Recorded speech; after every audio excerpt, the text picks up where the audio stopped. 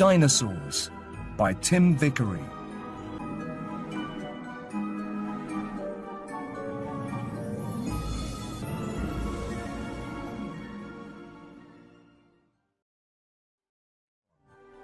Chapter 1. Finding Fossils.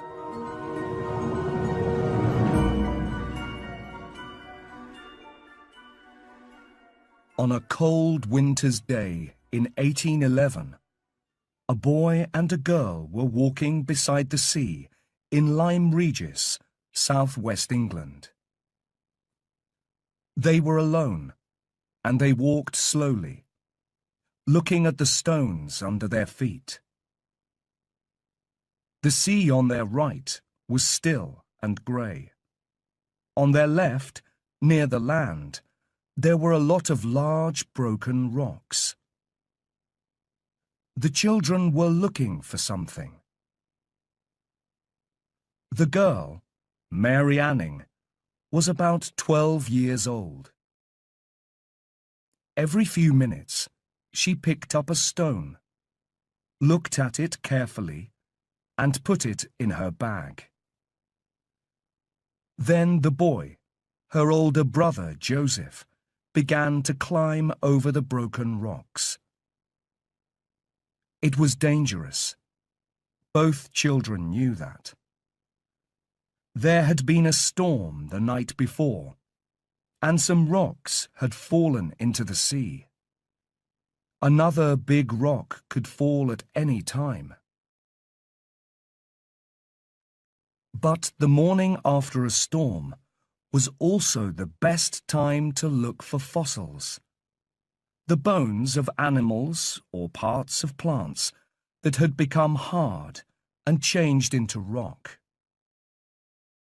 After a few minutes, Joseph called out to his sister, "Mary, quick, come and look at this." When Mary climbed up to him, he showed her a line of teeth, half a metre long, in the broken rock.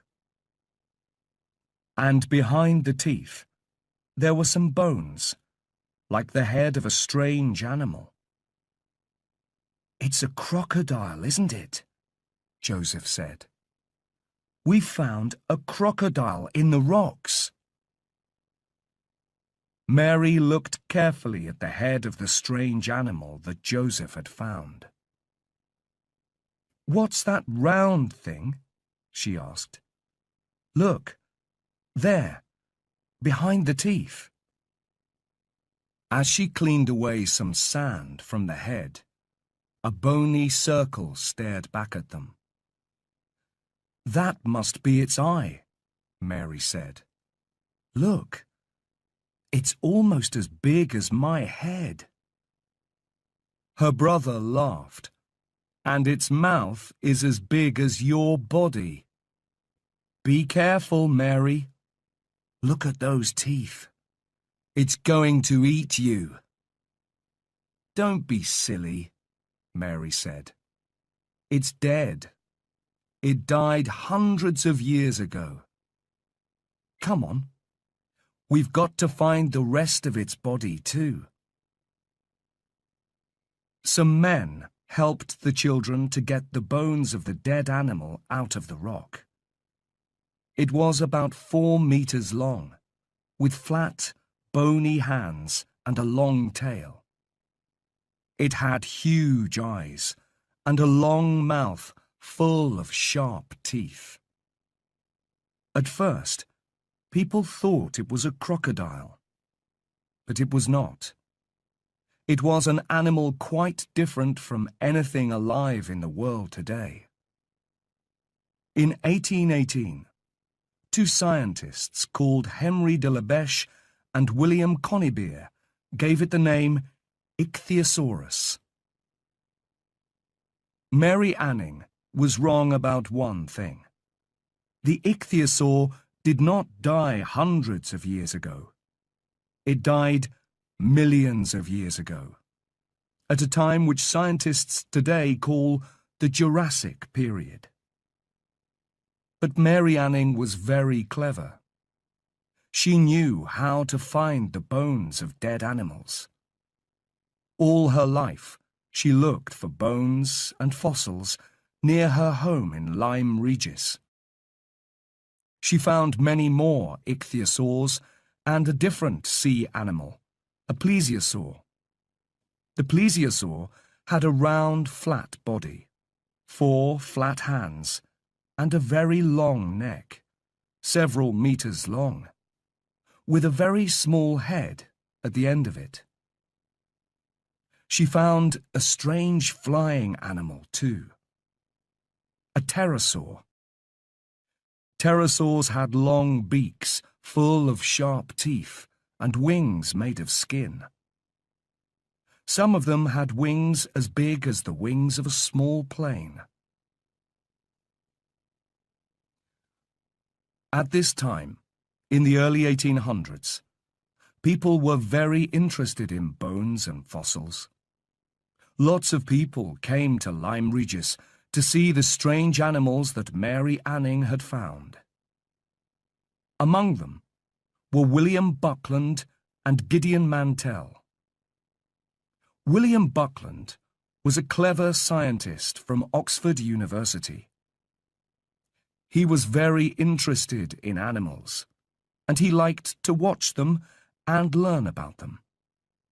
In fact, he kept a lot of animals in his house, not just cats and dogs, but snakes, insects, a lot of birds, and a real live bear. Some of Buckland's ideas were very unusual. He liked to eat animals, but not just the animals that people usually eat, like cows and sheep. He wanted to taste every bird, fish, insect and animal in the world. So every time he found a new type of animal, he cooked and ate it. Buckland was also interested in rocks and fossils, and he rode all over England on his old horse looking for fossils. He often visited Mary Anning in Lyme Regis and wrote about the ichthyosaurs and pterosaurs. Then one day, in the village of Stonesfield near Oxford, he discovered some fossil bones and teeth. The bones were enormous, and the teeth were sharp, like those of a meat-eater. So, in 1824, Buckland wrote about his animal. He called it Megalosaurus, big lizard. Gideon Mantell was also very interested in Mary's work. He was a doctor who lived in the town of Lewes in southeast England. One day in 1822, his wife met some workmen who were using rocks to mend the road near her house. They gave her an interesting rock that they had found. She showed it to her husband when he came home. Dr. Mantell was surprised. "That's not a rock at all," he said. "It's a tooth. A fossilized tooth." "But look how big it is," she said. "What animal does it come from?" "I don't know," Dr. Mantell said. "I don't know of any animal with teeth as big as this." Dr. Mantell went back to the place where the workmen had got the rocks and found some huge bones there. He decided that the bones and the tooth came from the same animal. But what was the animal like? For 3 years he wondered about this. He talked to his wife and friends, but he did not tell the world about it. He decided that the tooth was like the tooth of an iguana, a kind of large lizard up to 2 meters long. But the bones came from an animal much, much bigger, 18 meters long. At last, in 1825, Dr. Mantell wrote about his animal, and he called it Iguanodon. Later, he sometimes said that he found the tooth, and sometimes that his wife did. 7 years later, in 1832, Dr. Mantell found some bones from a very different animal. This animal, he said, had a very thick skin. He called it Hylaeosaurus. Another English scientist, Richard Owen, read about these strange animals.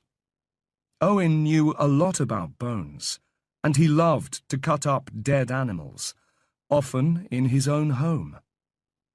When Owen spent months cutting up a dead rhinoceros, his wife was very unhappy about the terrible smell. In 1842, Owen wrote a book about the animals that Buckland, Mantell, and other people had found. He called his book Dinosauria, and he was the first person to use the name dinosaur, which means terrible lizard. He said that Megalosaurus, Iguanodon, and Hylaeosaurus came from 3 different groups of dinosaur, and scientists still use these 3 groups today. Owen was not a very nice man, but he was a great teacher. He wanted everyone to know about the dinosaurs. So he had some models of dinosaurs made for a park in Crystal Palace in London. The models were as big as real dinosaurs, and you can still see them there today. On the 1st of January, 1853, Owen held a dinner party for 21 scientists inside the model of the Iguanodon. But Dr. Mantell was not there. He had died the year before. Scientists all over the world read Owen's book. Some of the scientists inside the Iguanodon came from Germany and Belgium. They found dinosaurs in their countries too. And in the 1870s, 2 Americans, Othniel C. Marsh and Edward Drinker Cope, began to find dinosaurs in North America. Lots and lots of them. It was an exciting time in the American West, but it was a difficult, dangerous place to work. There was a lot of fighting everywhere, and the scientists carried guns to defend themselves. But people were building railways, and sometimes the railway builders found bones when they were digging through rocks. So it was just the right place for dinosaur hunters. Marsh and Cope were not friends. In fact, they hated each other. They hid bones from each other, spied on each other, and sometimes they stole each other's bones too. They argued with each other in newspapers and books. Each man tried to find more dinosaur bones than the other. The fight between them, which went on for about 20 years, was called the Bone Wars. Marsh won the Bone Wars. He discovered 80 new types of dinosaur, while Cope only discovered 56. But the Bone Wars made dinosaur hunting very popular, and by the time Marsh and Cope died, everyone knew about dinosaurs. Since then, scientists have found dinosaurs in South America, Asia, Africa, India, Europe, and Australia. Some of the most interesting dinosaurs today are the ones that scientists are finding in China.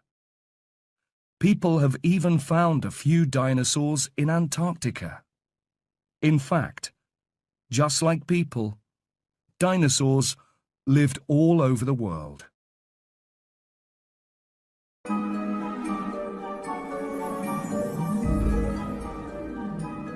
Chapter 2. Dinosaur Numbers.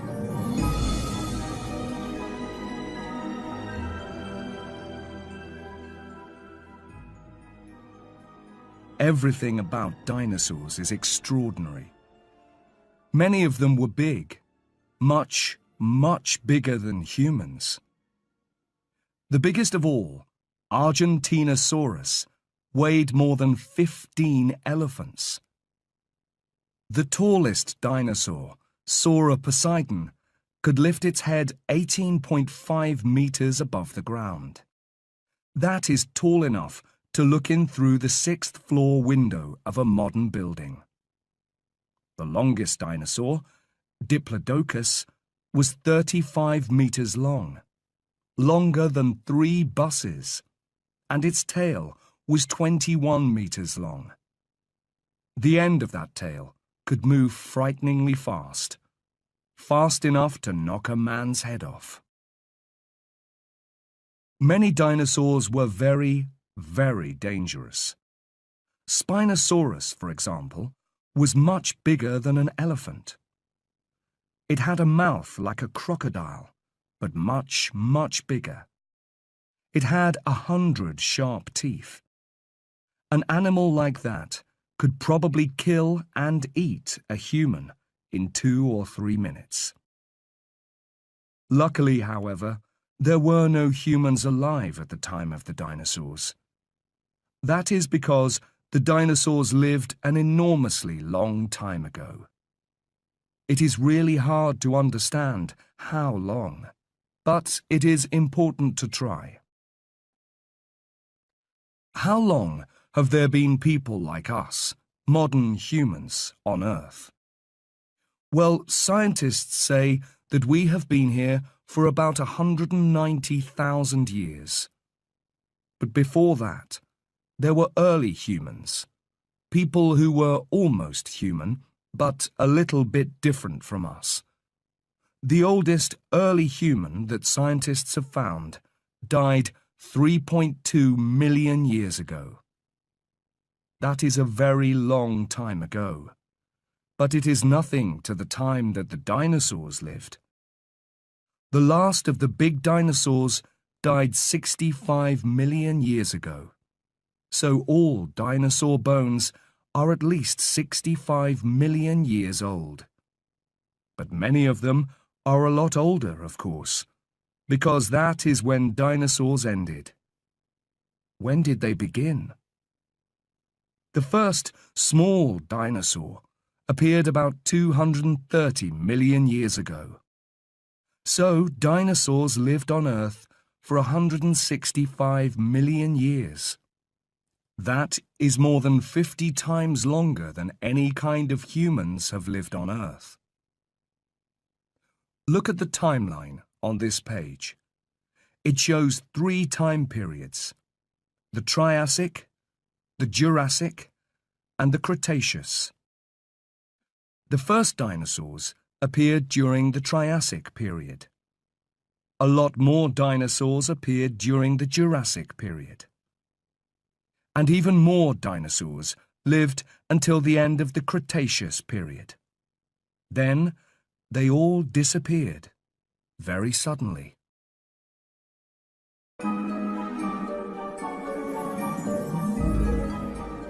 Chapter 3: The First Dinosaurs.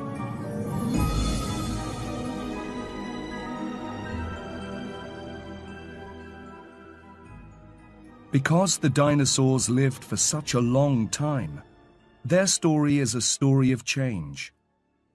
Slowly, over 165 million years, the world changed. And the dinosaurs changed too.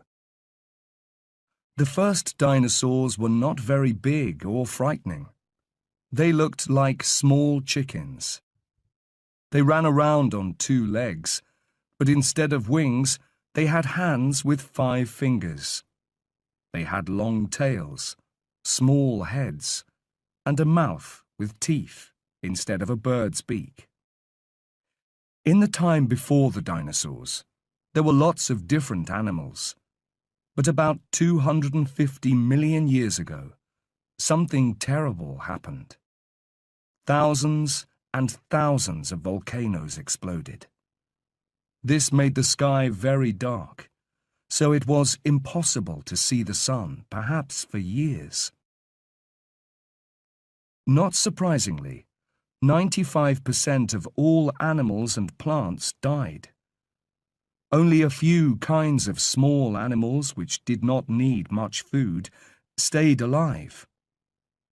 Some of these small animals were called archosaurs.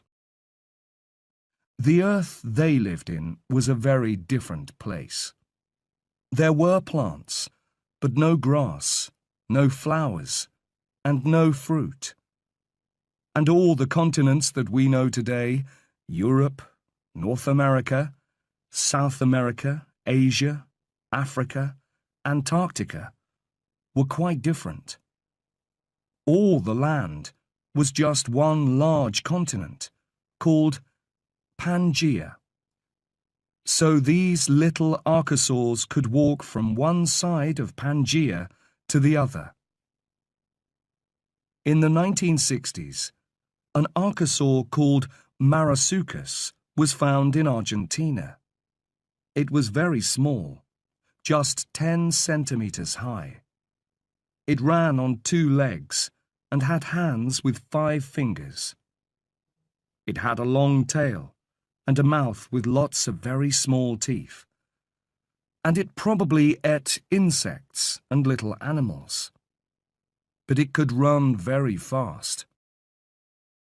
One of the important things about dinosaurs was that they had legs under their bodies, like birds.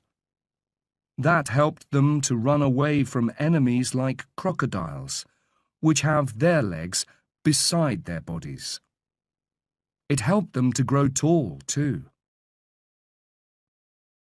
Another archosaur was Eoraptor, also found in Argentina. It was a little bigger than Marasuchus, about 30 centimeters high, like a small dog, and 1 meter long. It also ran on 2 legs and ate insects and small animals. But it only had 3 fingers on each hand. It is one of the earliest dinosaurs of all. These little archosaurs were not the only animals that were alive on Pangaea. There were animals like crocodiles, and there were also small flying animals like the pterosaurs that Mary Anning found. The pterosaurs had wings made of skin between their fingers. They had long tails and beaks with teeth. They flew all over Pangaea, and sometimes they killed the little archosaurs and ate them. All the rest of the world was sea, lots and lots of it. The sea was full of ichthyosaurs and plesiosaurs. These were in the same family as the archosaurs, but they had learned to swim and live in the sea. Some ichthyosaurs were small, but others were huge, more than 15 meters long. They had long mouths full of teeth and huge eyes to see in the dark. As millions and millions of years passed, all of these animals evolved in different ways. The small 2-legged archosaurs, like Marasuchus and Eoraptor, evolved over time into the first real dinosaurs. Scientists make a picture, like a family tree, to show this. In the picture, the oldest animals, the archosaurs, are at the bottom, and the most recent dinosaurs are at the top. Richard Owen, in 1842, said that there were 3 main types of dinosaur: meat-eating dinosaurs and 2 types of plant-eating dinosaurs. Scientists today agree with him. The meat-eating dinosaurs are called theropods. The plant-eating dinosaurs with long necks and tails are called sauropods. And the ones with extraordinary thick skins are called ornithischians. One of the first theropods was Coelophysis. It ran on 2 legs, like Marasuchus and Eoraptor. But Coelophysis was much bigger, about 1 meter high and 2 or 3 meters long. It had 3 strong claws on its hands, and a long tail and long mouth like a crocodile. It could probably stand up on its back legs as tall as a man. But it was not heavy, because its bones were full of air, like the bones of a bird. It was as long as a small car, but it weighed the same as a 7-year-old child. So it could run very fast and hunt smaller animals for food. The first Coelophysis was found by an American scientist called David Baldwin in New Mexico in 1881. Baldwin often spent months looking for fossils, all alone, in the middle of winter, with only his horse beside him. He sent the bones of the Coelophysis to Edward Drinker Cope during the Bone Wars. 60 years later, in 1947, lots more Coelophysis were found at a place called Ghost Ranch in New Mexico. It is New Mexico's most famous dinosaur. A very early sauropod was Thecodontosaurus, found near Bristol in England in 1836. It was only the 4th dinosaur ever discovered. It was not very tall, but up to 2.5 meters long. It probably walked on 2 legs and used its 4 clawed hands to help it eat plants and small insects. A much bigger Triassic sauropod was Plateosaurus. Plateosaurus was up to 10 meters long and weighed 700 kilograms. It was 3 meters high when it stood on its back legs. This plant-eating dinosaur probably walked on 2 legs and used the claws on its hands to hold the branches of trees while it ate. The first plateosaur was found in Bavaria, in Germany, in 1837. It was the first dinosaur found outside England, and the 5th dinosaur to be given a name. Since then, 50 more plateosaurs have been found in France, Germany, Norway, Switzerland, and Greenland. An even bigger early sauropod was Rheocosaurus, found in Argentina. It was up to 2.75 meters high, 11 meters long, and weighed up to 3 tons. It needed to eat a lot of plants every day in order to stay alive. And by the end of the Triassic, there were a lot more plants for these dinosaurs to eat. By the end of the Triassic, the little 2-legged archosaurs had evolved into 2 main types of dinosaurs: the plant-eating sauropods, like Plateosaurus, and the meat-eating theropods, like Coelophysis. The 3rd type of dinosaur, the ornithischians, came later. But slowly, over millions of years, the Earth continued to change. And as the Earth changed, the dinosaurs changed too. They grew bigger and stronger and much, much stranger.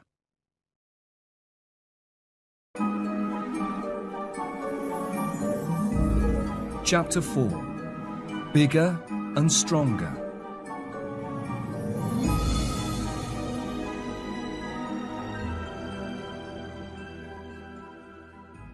As the Triassic period changed into the Jurassic period, the Earth got warmer. And as the Earth got warmer, the dinosaurs got bigger. There was more water in the air, and this helped plants to grow. As the plants grew bigger, there was more food for the animals to eat. So the plant-eating dinosaurs grew bigger and bigger. The largest Jurassic dinosaurs were the sauropods, the big plant-eaters. They had very big, heavy bodies with long necks and tails. Because their bodies were so heavy, they walked on all 4 feet. They used their long necks to eat leaves from tall trees, and they used their long, strong tails to defend themselves. They had small heads, with very small brains, often about 100 grams, or as big as an orange. One of the earliest Jurassic sauropods is Barapasaurus, which was found in India. It was 18 meters long and weighed up to 55 tons. But that was only the beginning. In the middle and later Jurassic periods, the sauropod dinosaurs began to grow very big indeed. By the mid-Jurassic, some sauropods could reach leaves that were 10 meters from the ground. The bones in these dinosaurs' necks were hollow in places, so they were not as heavy as other bones. That made it easier to lift these very long necks. The sauropods' hands still had fingers, which they could use to hold trees and plants, but they mostly walked on 4 legs. They could not run because they were too heavy. In some ways, they were like elephants. They probably moved slowly, and they lived in large family groups or herds. Most big sauropods had at least 100 teeth. Some had 600. But even for an animal with so many teeth, some plants were probably hard to eat. Scientists have found stones in sauropod stomachs. They think that the dinosaurs ate the stones, which then helped to break up the leaves that they ate. 2 of the largest sauropods were Diplodocus and Apatosaurus. These were found in America in the 1870s by Cope and Marsh. They had small heads, heavy bodies, and big stomachs. They ate a lot of food and grew very quickly. A young apatosaur probably grew 15 kilograms heavier every day. All these animals had very long, strong tails, which they used to defend themselves. Shunosaurus, a dinosaur from China, actually had sharp, bony spikes on the end of its tail to hit its enemies with. Another big Jurassic dinosaur was Brachiosaurus, found in the USA and Africa. An adult brachiosaur weighed up to 50 tons and was 26 meters long. Unlike most dinosaurs, its front legs were longer than its back legs. This meant that it could lift its huge head on its long neck, about 16 meters above the ground. On top of its head, between its eyes, Brachiosaurus had a big, hollow nose full of air. Scientists think that it used this nose to make loud noises, perhaps to sing to its friends and frighten its enemies. Then there was Mamenchisaurus, another enormous Jurassic dinosaur from China.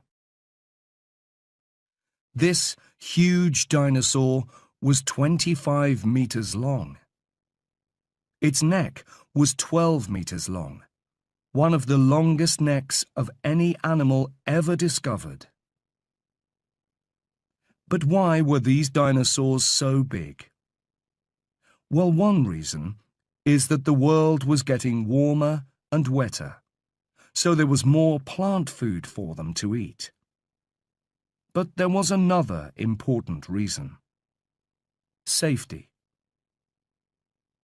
It is easier for big animals to defend themselves against their enemies, and these big Jurassic sauropods had a lot of very big, dangerous enemies. One of their most dangerous enemies was Allosaurus. Allosaurus was a big theropod, a meat-eating dinosaur. It was about 5 meters high, much taller than a man, and 12 meters long. It weighed 2 tons or more. It ran on 2 legs and had 3-fingered hands with long, sharp claws. It had small horns over its eyes and a mouth full of sharp teeth like kitchen knives. It used these terrible claws and teeth to kill and eat its food. And its favorite food was big sauropods like Apatosaurus, Diplodocus, and Brachiosaurus.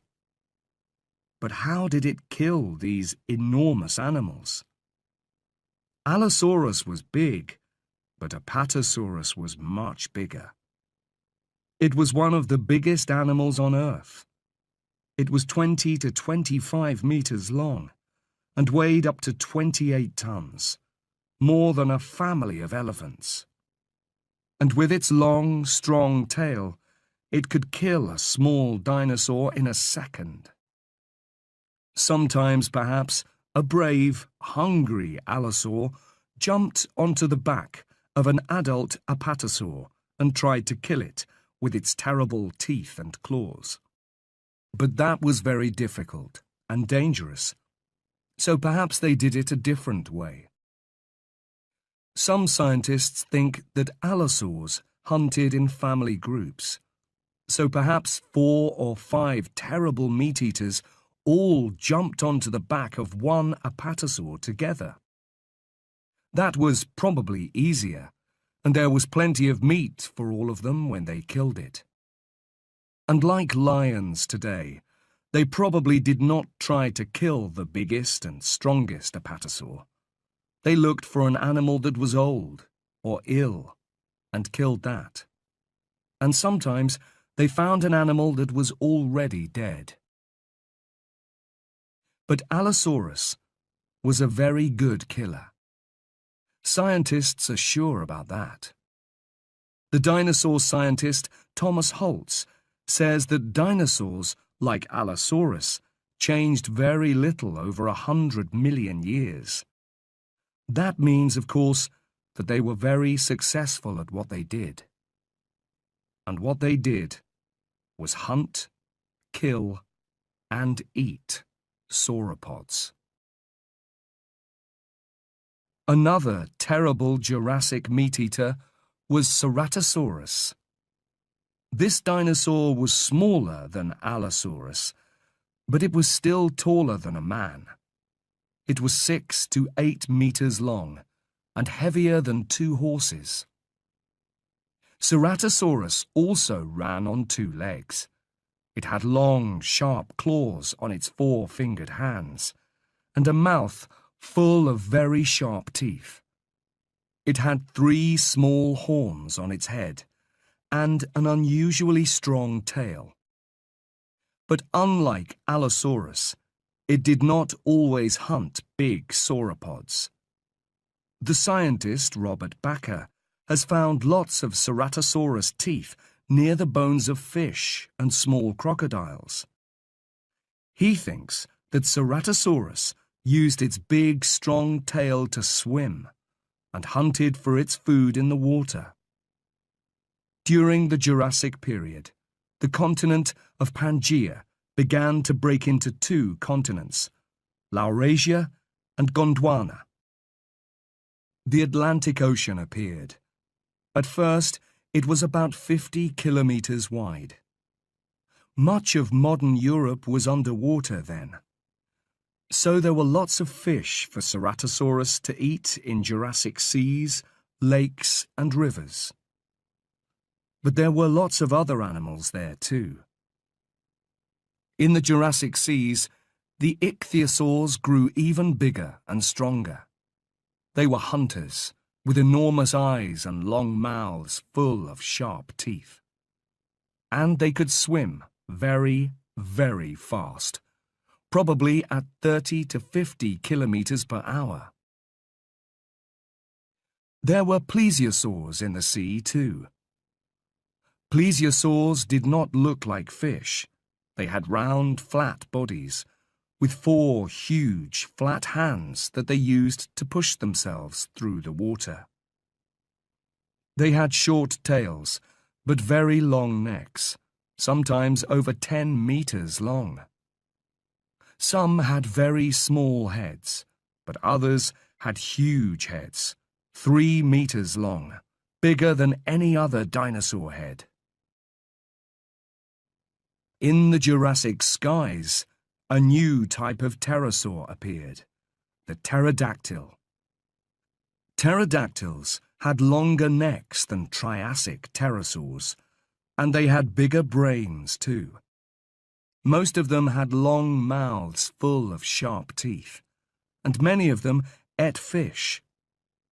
Most pterodactyls were as big as large birds today, but a few were much, much bigger. In fact, the largest pterodactyl of all, Quetzalcoatlus, had wings 12 meters wide, bigger than a small plane. But Quetzalcoatlus lived in the Cretaceous period, which came after the Jurassic.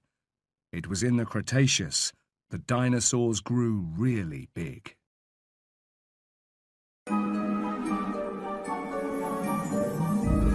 Chapter 5. Big, Bad, and Dangerous.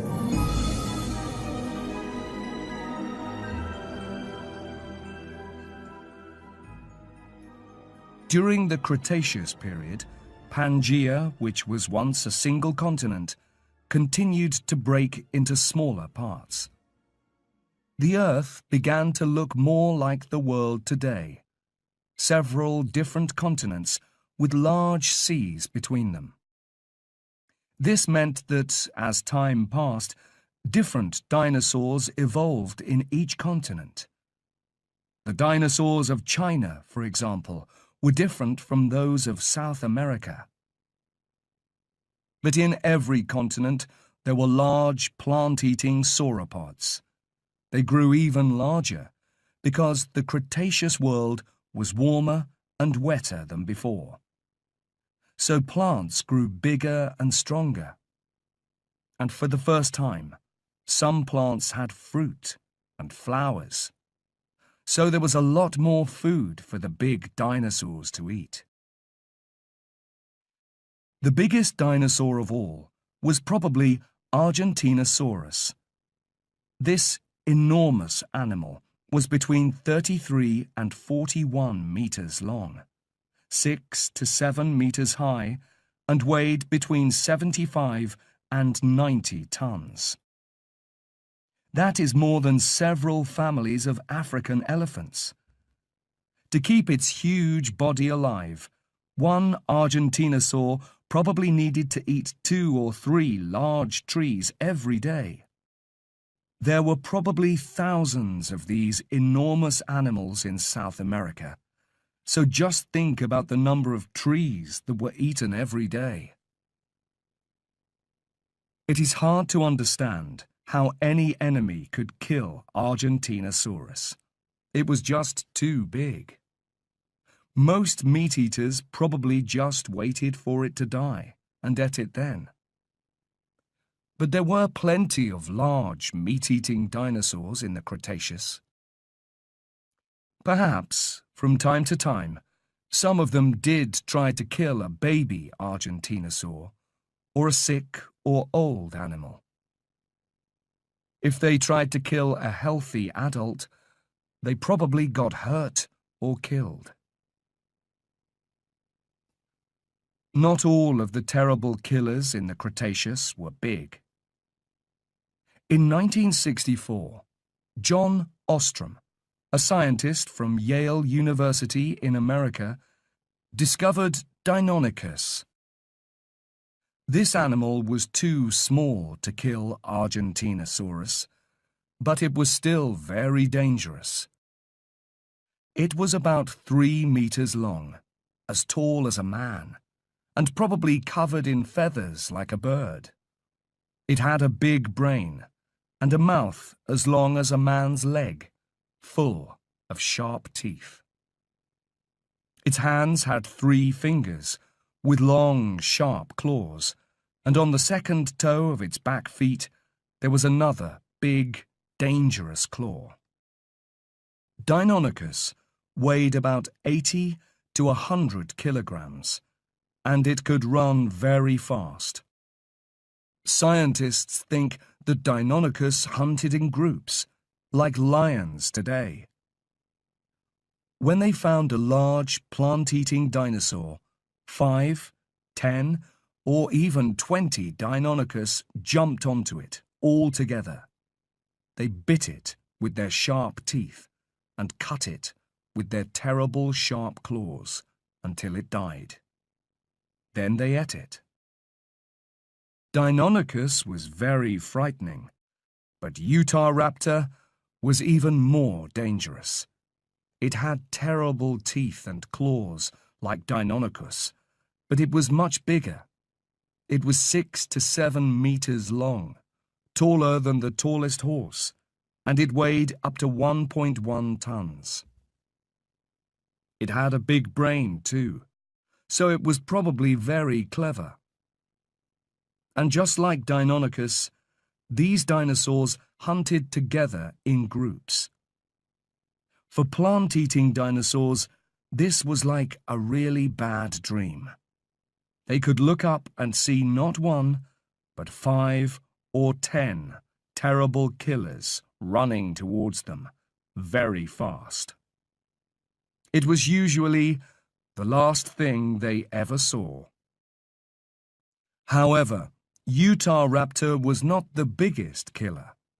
In 1983, an Englishman called William Walker discovered an enormous fossil in Surrey, near London. He called it Baryonyx, which means heavy claw. This dinosaur was much bigger and so a lot slower than Utahraptor. It weighed up to 5.4 tons. It was 13 meters long and 2.5 meters high. It had strong, sharp claws on its 3-fingered hands and a long mouth like a crocodile. We know that Baryonyx ate meat because inside its stomach, scientists found the bones of an iguanodon and a lot of fish bones too. Baryonyx probably lived near water and used its big, sharp claws and its long crocodile mouth to catch fish, like some North American bears today. An even bigger meat-eater than Baryonyx was Spinosaurus, which was found in Africa by Ernst Stromer, a German scientist. Spinosaurus looked like Baryonyx, but it was much, much bigger. It had a long crocodile mouth, sharp claws on 3-fingered hands, and a huge sail on its back. It weighed 8 to 13 tons, as much as the biggest African elephant. It was 14 to 18 meters long and 3 meters tall. A Spinosaur head that was discovered recently was 2 meters long, longer than a tall man. All these dinosaurs were terrible, but the most famous and terrible of all the meat-eating theropods is Tyrannosaurus rex. This animal was also enormous. It weighed 6 to 7 tons, and it was over 4 meters tall, taller than Spinosaurus.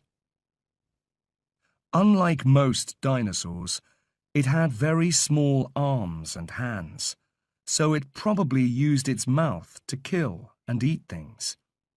But this was no ordinary mouth. It had over 50 teeth, some as big as a large banana, and its jaws were extraordinarily strong. much stronger than the jaws of a lion or a bear. So just how strong were those jaws? What is there in the modern world that is like them?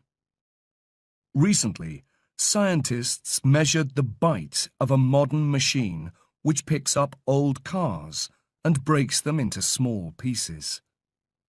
Then they measured the bite of the jaws of a tyrannosaur, and it was 50% stronger than the machine.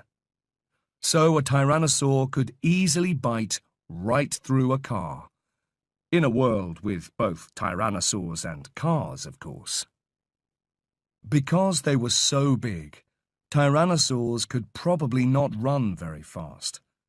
So some scientists think that they did not hunt like Deinonychus. They just found dead animals and ate them. But other scientists disagree. They say that really big sauropods like Diplodocus and Argentinosaurus could not run fast either, and scientists have found damage from tyrannosaur teeth on the bones of 2 dinosaurs which escaped. This shows that tyrannosaurs tried to kill living dinosaurs. Tyrannosaurus was a North American dinosaur. In Hell Creek, Montana, scientists have found fossils from more than 50 tyrannosaurs.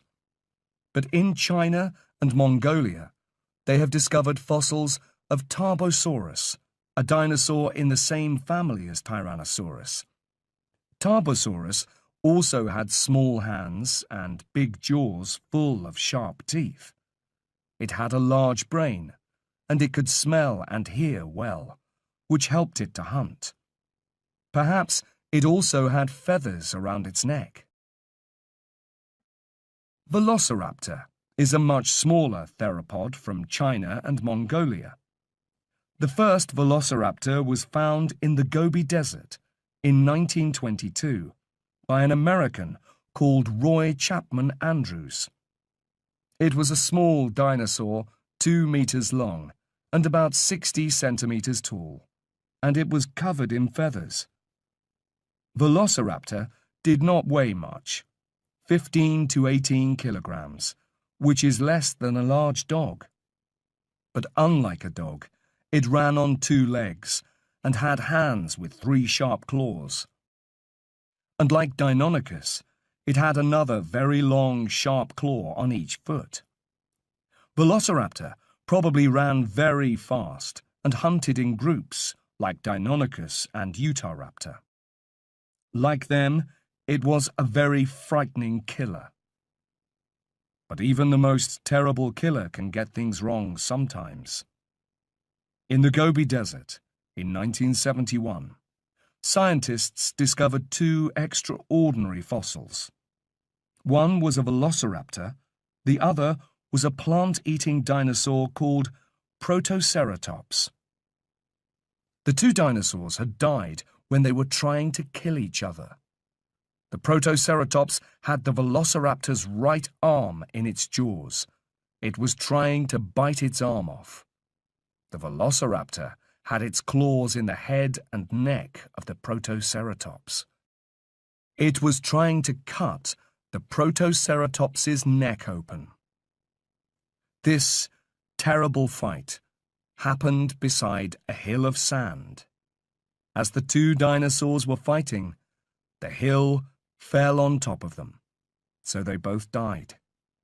And there they stayed, for millions of years, under the sand, until one day the scientists found them. But what about Protoceratops? What type of dinosaur was that?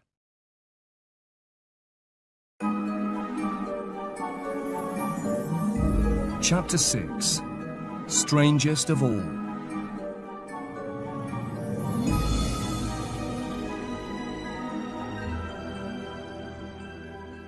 Protoceratops is one of the 3rd type of dinosaurs, the ornithischians.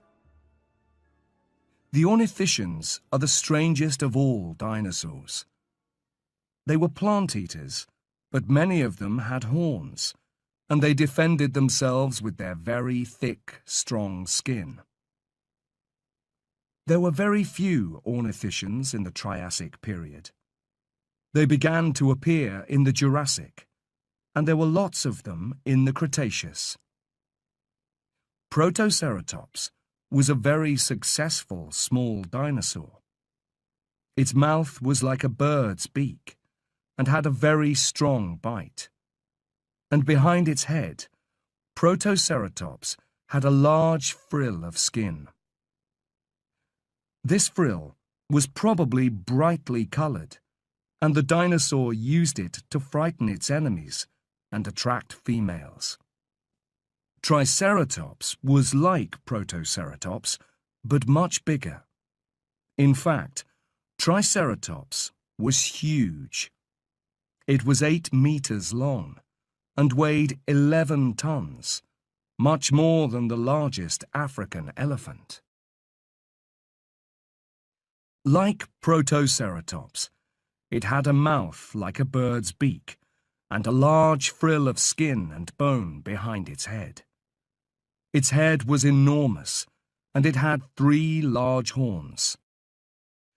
Triceratops used these horns to defend itself against its enemies.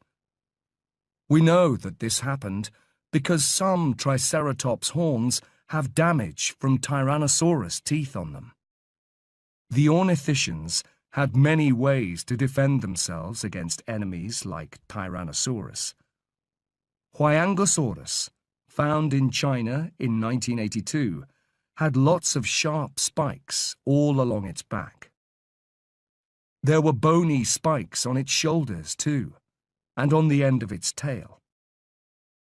Stegosaurus from North America was much the same.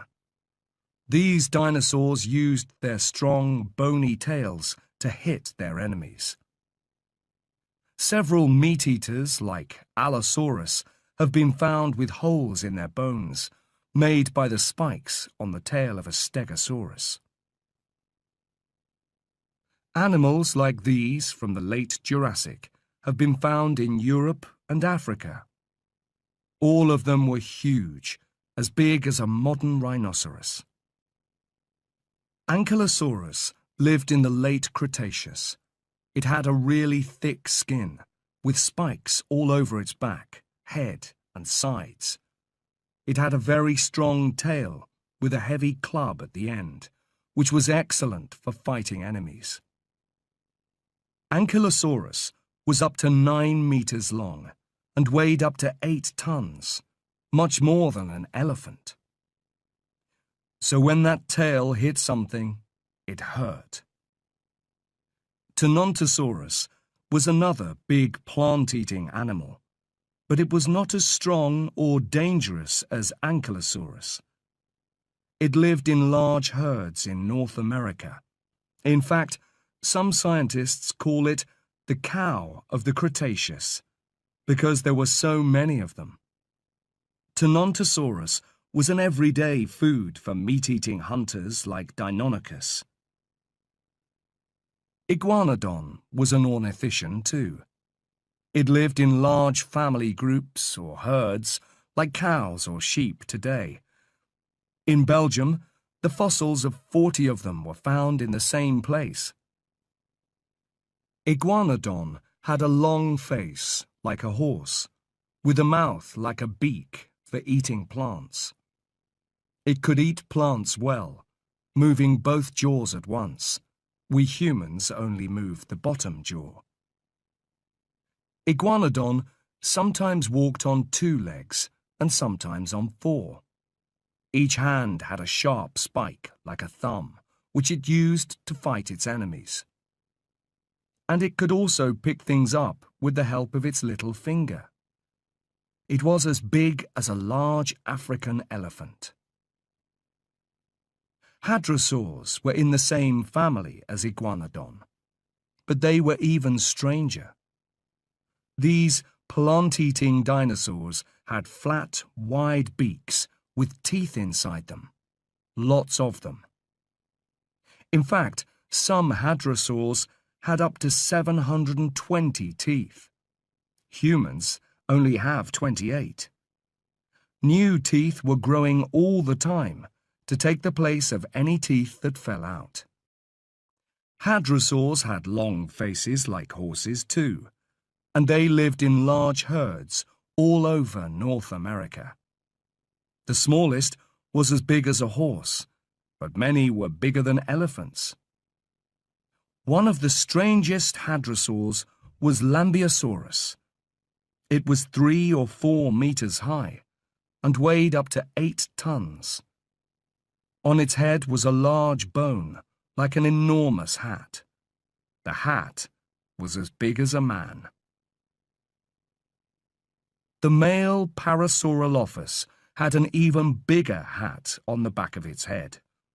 This hat was really a long, hollow bone, about 1 meter long, joined to its nose. At first, scientists could not understand this. What was it for? Then they found a possible explanation. When they blew air through this long, hollow bone, it made loud musical sounds.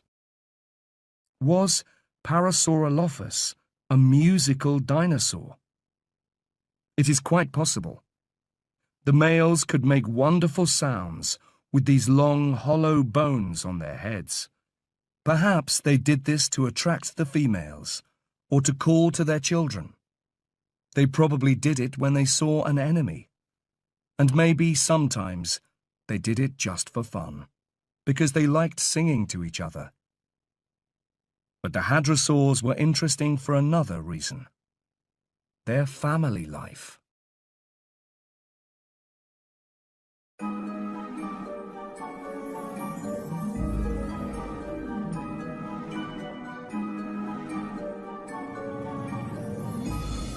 Chapter 7. Family Life.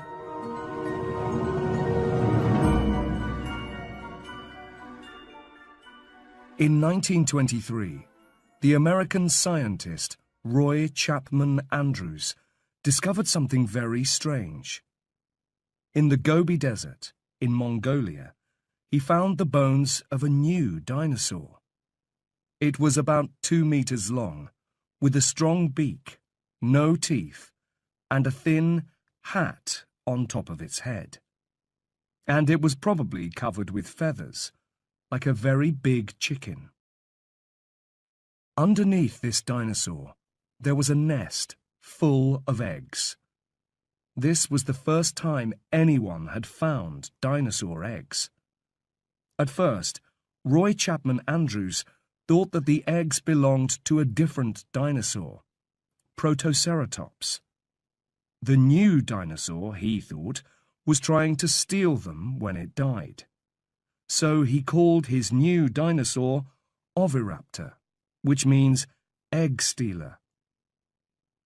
But later, in the 1990s, another Oviraptor was found on a nest of eggs.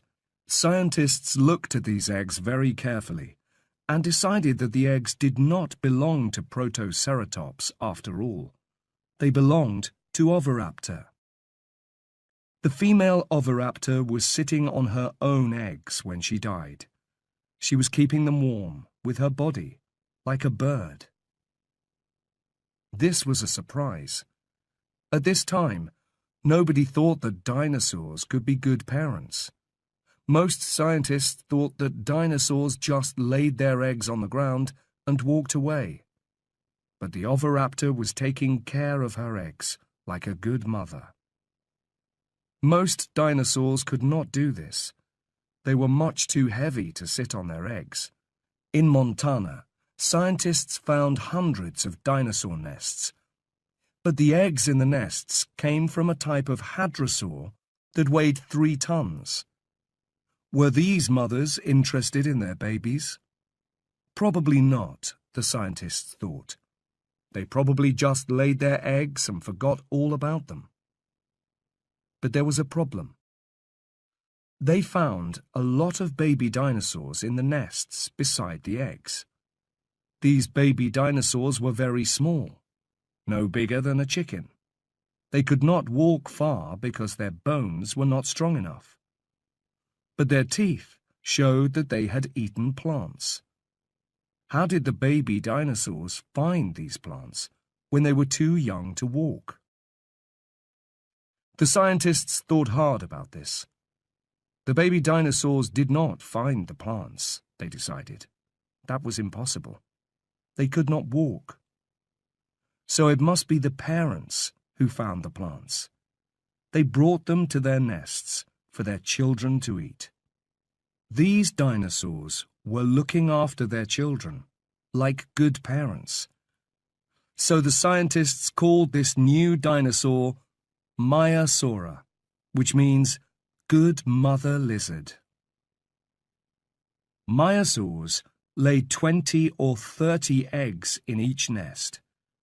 Then they covered the eggs with dead plants to keep them warm.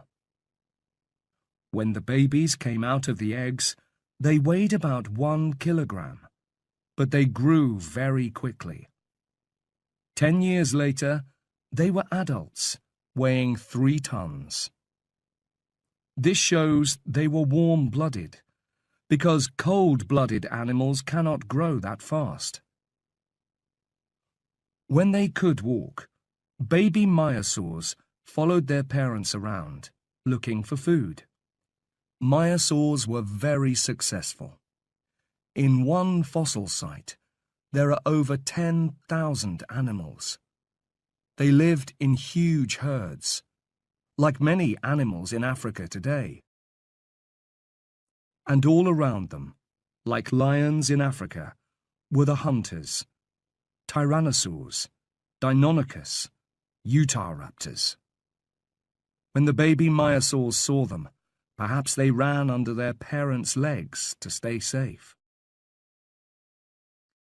Tyrannosaurs probably fed their babies too, but with meat, not plants. As the young tyrannosaurs grew, they probably hunted together in groups. Young tyrannosaurs had long legs, but they were not heavy, so they could probably run much faster than their parents. Perhaps the adults and children hunted together, the young tyrannosaurs chasing an animal towards their enormous parent. Or perhaps the young hunted the smaller animals, and their parents hunted the big, slow-moving ones. Tyrannosaurs did not always kill their food, of course. Sometimes they just found it lying on the ground. And a dead dinosaur was a free meal for all the tyrannosaur family.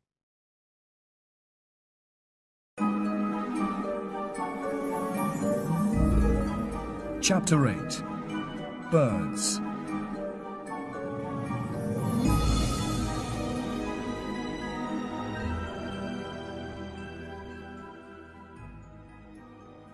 In 1861, a small fossil was found in Germany. It was very small, no bigger than a chicken. Its bones looked like those of Compsognathus, a small theropod dinosaur which was found in the same place 10 years earlier. But this new fossil's arms and legs were covered with feathers. Scientists called it Archaeopteryx. When the English scientist T.H. Huxley looked at Archaeopteryx, he noticed something else. Its bones were hollow, just like the bones of birds. There was a lot of air in them, so they did not weigh very much. Archaeopteryx, like Compsognathus and most theropods, ran on 2 legs. And because Archaeopteryx had feathered wings, it could probably fly. This gave Huxley an idea. Perhaps birds evolved from theropods. For the next 100 years, scientists argued about this. It is a crazy idea, some people said. How can a dinosaur like Tyrannosaurus be in the same family as the birds we see in our gardens? But then, in 1964, the American scientist John Ostrom discovered Deinonychus in Montana, USA. Deinonychus was a theropod, like Tyrannosaurus, but its bones were like those of birds. It could move its wrists and arms in the way a bird does, and its bones were hollow. Tyrannosaurus also had some hollow bones, and so did the big sauropods, like Diplodocus. That is why its enormously long neck and tail are not as heavy as they look. So Ostrom decided that Huxley's idea was right. In 1996, scientists in China made another extraordinary discovery: a small dinosaur called Sinosauropteryx. It was very like Compsognathus, but there was an important difference. Sinosauropteryx had feathers all over its body. The sand where it had died was very fine and soft, so scientists could see that it had had feathers. Sinosauropteryx was a theropod, like Tyrannosaurus, but it was covered in feathers, like a bird. No other animals have feathers, only dinosaurs and birds. In the next few years, Chinese scientists discovered many more feathered dinosaurs. The one most like a bird was Microraptor, which had a long tail, a beak with small teeth, and claws on its hands and feet. It was smaller than Archaeopteryx, but it also had long feathers on its arms and legs, so perhaps it flew with 4 wings, not 2. Other Chinese dinosaurs, like Oviraptor, had feathers but could not fly. So which came first, feathers or flying? Today, scientists think that many dinosaurs had feathers. The feathers kept the dinosaurs warm. They also helped dinosaur mothers, like Oviraptor, to keep their eggs warm in their nests. So the feathers probably came first. Much later, some small feathered dinosaurs like Microraptor and Archaeopteryx probably learned how to climb into trees. They used their claws and beaks to help them climb. They slept in the trees at night, safe from their enemies. In the morning, they came down from the trees. As they came down, they sometimes opened their wings and jumped. This helped them to fall down more slowly. Over millions of years, they learned to do this better. Sometimes, when they jumped from trees, they were able to catch small animals by surprise. Those with the best wings and feathers caught more food, so they lived longer and had more children. Some of their children were born with better wings and better feathers, and one day they learned to fly. Even dinosaurs which could not fly, like Oviraptor, were like birds in other ways. They laid eggs in nests and sat on the eggs to keep them warm. And dinosaurs like Maiasaura brought food to their babies in the nests, like birds. Even Tyrannosaurus probably had feathers around its neck and hollow bones with air in them. Tyrannosaurus, in fact, was not very different from an enormous, terrible chicken. Dinosaur scientists are very sure about this. Thomas Holtz says it clearly. Birds are dinosaurs.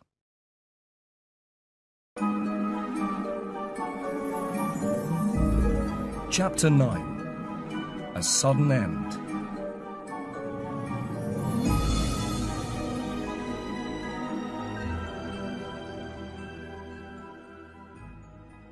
Birds, of course, are still with us, but all the other dinosaurs disappeared 65 million years ago. Why? What happened? Scientists wondered about this for a long time. Dinosaurs, after all, were very successful animals indeed. They had lived on Earth for 165 million years, and they were the biggest, strongest, and most successful animals of all time. In the late Jurassic and Cretaceous periods, there were dinosaurs all over the Earth. They lived on every continent, even in Antarctica, which was much warmer at that time than it is today. And then, 65 million years ago, they all disappeared, very suddenly.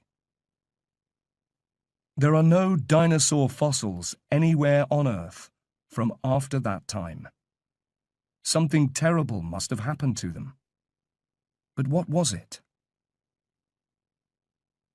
In the 1970s, a scientist called Walter Alvarez tried to answer this question. He looked at the rocks from the Cretaceous and the time after that, the Tertiary. There were hundreds of dinosaur fossils in the Cretaceous, and none in the Tertiary. But in between the Cretaceous and the Tertiary, he found a thin line of clay, a kind of soft, wet rock. He found this line of clay all over the world, and everywhere it was the same. In it, he found a silver-white metal called iridium. Iridium is very unusual on Earth, but there is a lot of it in meteors, the rocks that sometimes fall onto the Earth from the sky. So the iridium came from a meteor, Walter Alvarez said. A meteor that hit the Earth 65 million years ago. We know it was a big meteor, Alvarez said, because there is so much iridium everywhere. He thought that the meteor was a rock between 10 and 15 kilometers across, which hit the Earth with an enormous bang. It made a crater, a very big hole in the ground, that was 160 kilometers across. A huge ball of fire destroyed anything near the crater, and the ground shook violently. In the sky, dark clouds hid the sun for months, perhaps years. Without sunlight, almost all the plants on Earth died. The big plant-eating dinosaurs like Argentinosaurus soon died because they had nothing to eat. The meat-eating dinosaurs like Tyrannosaurus lived a little longer because there were lots of dead plant-eaters to eat. But then the meat went bad, and there was nothing left to kill. So they died too. Well, it is an interesting idea, people said. But where is this crater? A hole in the Earth, 160 kilometers across. That cannot be difficult to find. Why has nobody seen it? Walter Alvarez looked for this big crater, and with the help of a scientist called Glenn Penfield, he found it. There was a reason why nobody had seen it before. It was under the ground, in the Yucatan Peninsula of Mexico. In the past 65 million years, the rocks had moved and covered it up, but it was still there. It measured 180 kilometers from one side to the other, which was even bigger than he had expected. He called it the Chicxulub crater. So scientists think the age of the dinosaurs ended like this. One day, 65 million years ago, the world was full of dinosaurs. It began like any other day. Huge herds of dinosaurs were walking slowly across Mexico. Oviraptors were sitting on their nests, and maiasaurs were finding food for their babies. Small feathered dinosaurs were flying from trees. Huge stegosaurs were walking slowly through the forest, and Argentinosaurs were eating the tops of trees.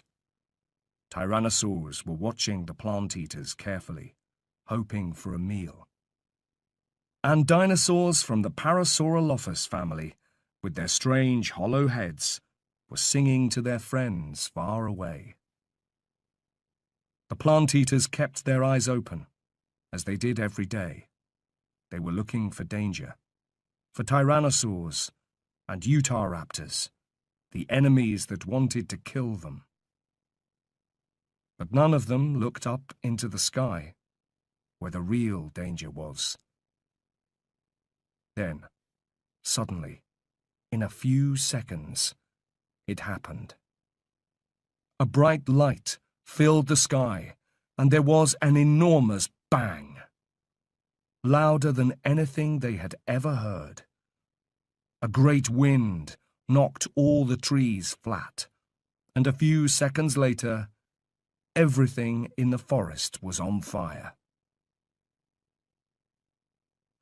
All the dinosaurs nearest to the meteor were burned in a few minutes. There was nothing left of them, nothing at all. Those more than 50 kilometers away died more slowly. But all of them, all over the world, began to die. In a few seconds, 165 million years had ended. Not everything died, of course. Some small animals, like insects, snakes, and small birds, lived. Because they were not very big, they did not need much food. One of these small animals looked a bit like a mouse. It was a warm-blooded animal, covered in soft hair, and it probably lived in holes in the ground. Dinosaurs ate lots of them every day.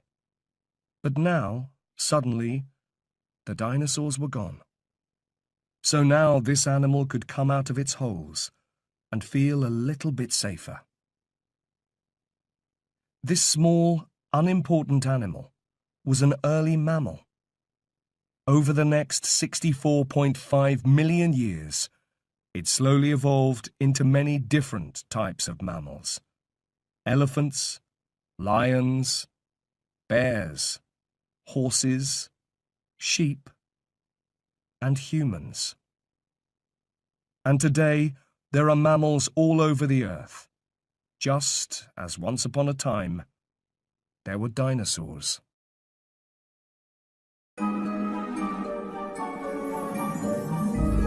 Chapter 10. Studying Dinosaurs.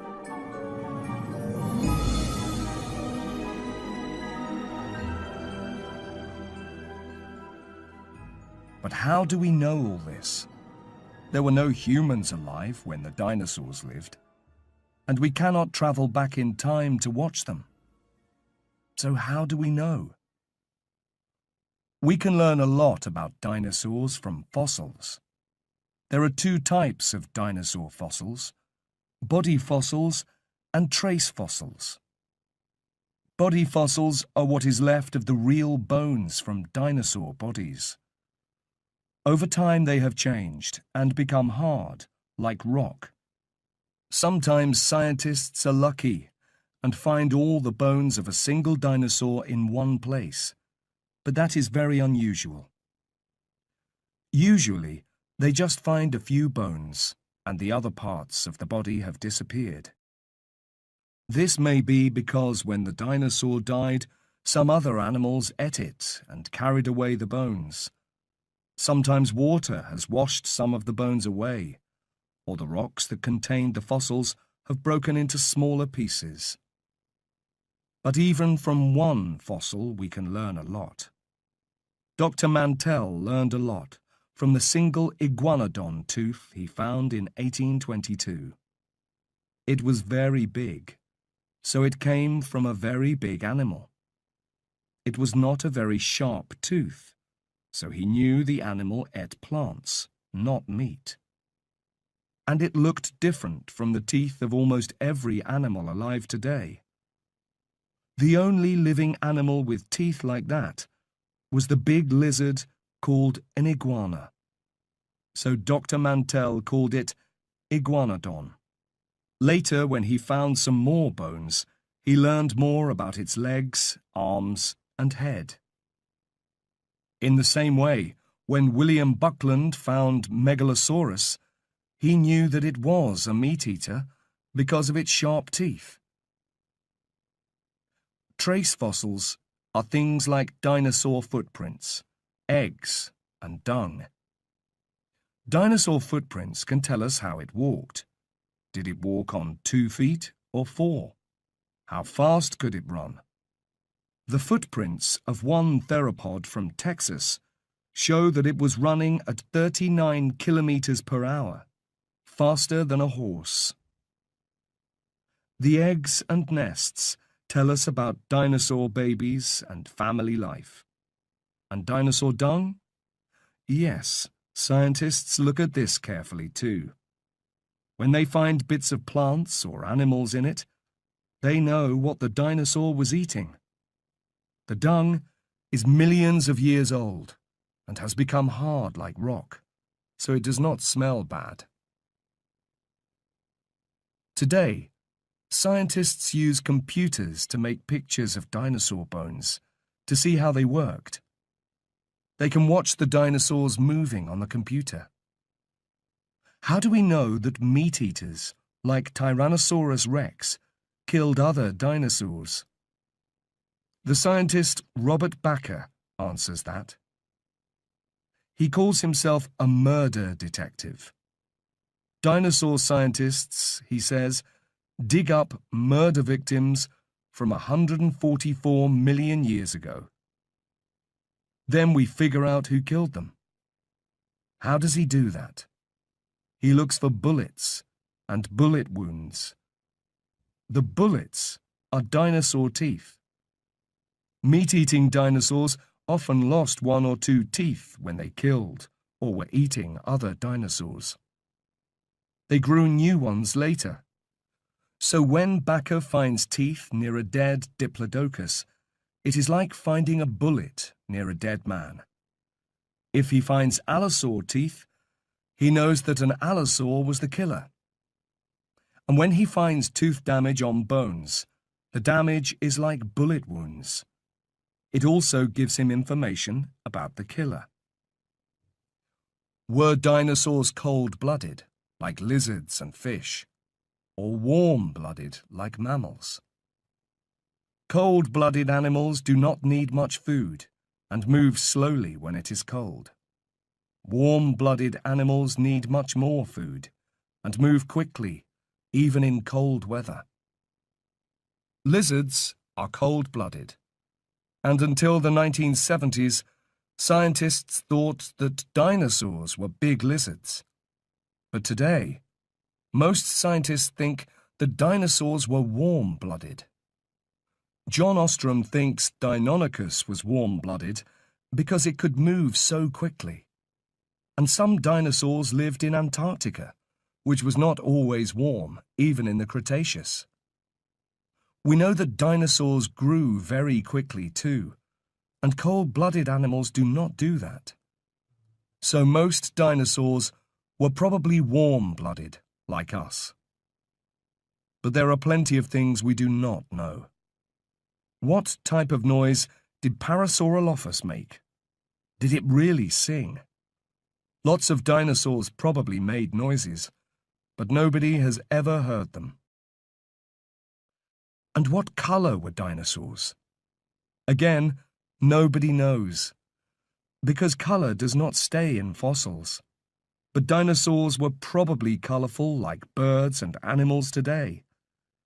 Think of the large frills on the heads of Protoceratops and Triceratops, or the hat on Lambeosaurus. They were probably there to frighten enemies and to attract females, and a brightly colored frill is much easier to see. Lots of birds today are brightly colored, and many dinosaurs, like birds, had feathers. So lots of dinosaurs were probably covered with beautiful feathers, just like birds. But what color were they? Nobody knows.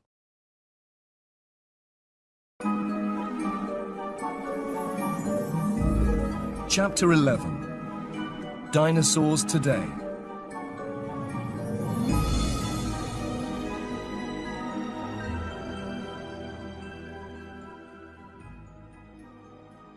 In 1896, the rich Scottish-American businessman Andrew Carnegie built a museum of natural history in Pittsburgh, Pennsylvania. Carnegie wanted the biggest dinosaur in the world for his museum, so he asked his scientists to find one. At Sheep Creek, near the Freeze-Out Mountains in Wyoming, they found what they wanted: an enormous diplodocus. At that time, it was the biggest dinosaur in the world. They called it Diplodocus carnegii, giving it Carnegie's name. Carnegie was very happy, but he had a problem.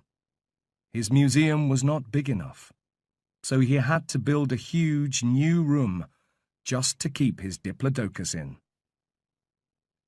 When King Edward VII of England visited Carnegie at his castle in Scotland, he saw a picture of Carnegie's Diplodocus.